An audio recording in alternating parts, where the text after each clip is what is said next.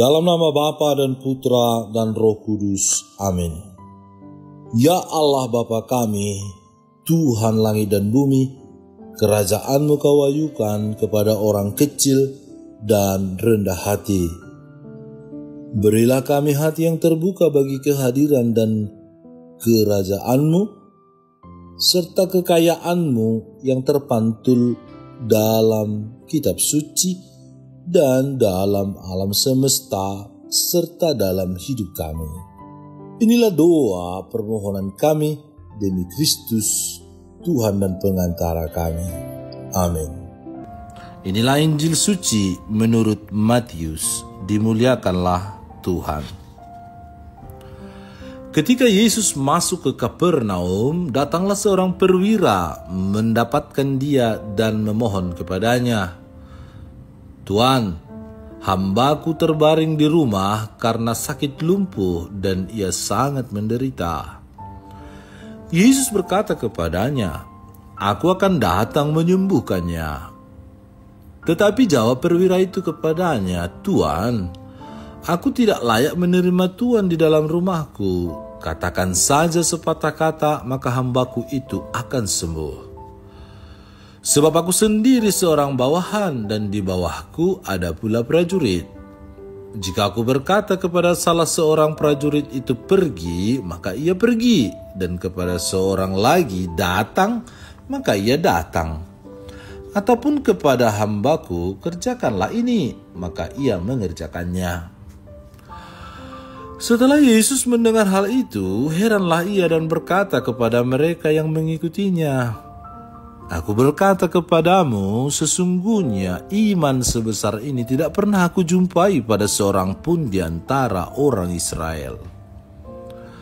Aku berkata kepadamu, banyak orang akan datang dari timur dan barat dan duduk makan bersama-sama dengan Abraham, Ishak dan Yakub di dalam kerajaan surga." Demikianlah sabda Tuhan. Terpujilah Kristus. Tidak semua tokoh kenamaan atau tokoh publik seperti pejabat, artis, motivator, dan lain-lain memiliki sifat yang boleh kita katakan sombong, arogan, dan tidak peduli terhadap orang lain, terutama kaum marginal yang terpinggirkan. Meski di masa kini banyak perbuatan baik hanyalah topeng untuk mendongkrak popularitas. Ada beberapa tokoh yang bergerak di belakang layar atau secara diam-diam membantu sesama yang membutuhkan. Dan mereka melakukannya karena didorong oleh iman kepada Tuhan dan kasih kepada sesama. Pada hari ini kita mendengar pengarang Injil Matius mengisahkan tentang seorang perwira tentara Romawi yang datang kepada Yesus. Ia datang untuk memohon kepada Yesus agar dapat menyembuhkan hambanya yang sedang sakit keras. Yesus merasa heran dengan sikap iman yang dimiliki oleh perwira itu. Bahkan ia menambahkan, iman seperti itu tak didapati di antara orang-orang Israel sendiri. Iman perwira Romawi itu melampaui iman yang dilihat Yesus di kalangan orang Yahudi karena memadukan keprihatinan penuh kasih sayang terhadap orang lain dengan kepercayaan yang besar pada Kristus. Perwira itu memiliki iman yang besar kepada Yesus, dan iman itu juga yang mendorongnya untuk berbuat kasih kepada hambanya. Ini berbanding terbalik dengan perilaku orang-orang Yahudi. Bahkan para pejabat keagamaan sekalipun yang selalu ragu dan tidak percaya pada Yesus, sehingga mereka pilih kasih dalam berbuat baik. Iman kepada Kristus hendaknya mendorong kita untuk berbuat baik. Iman tanpa perbuatan adalah mati.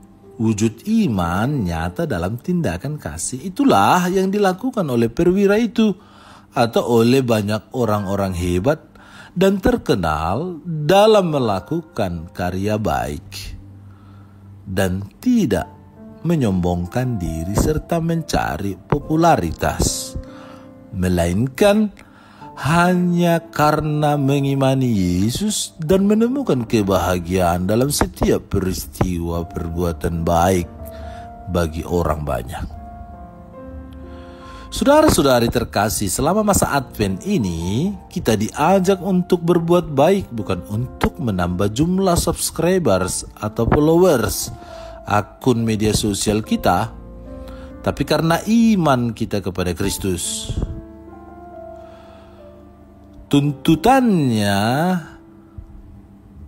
adalah dengan mengasihi sesama yang sangat membutuhkan perhatian, butuh pertolongan, butuh bantuan, serta kehadiran kita dengan tulus tanpa mencari popularitas, melainkan demi kemuliaan Tuhan, keselamatan banyak orang, dan keselamatan kita sendiri.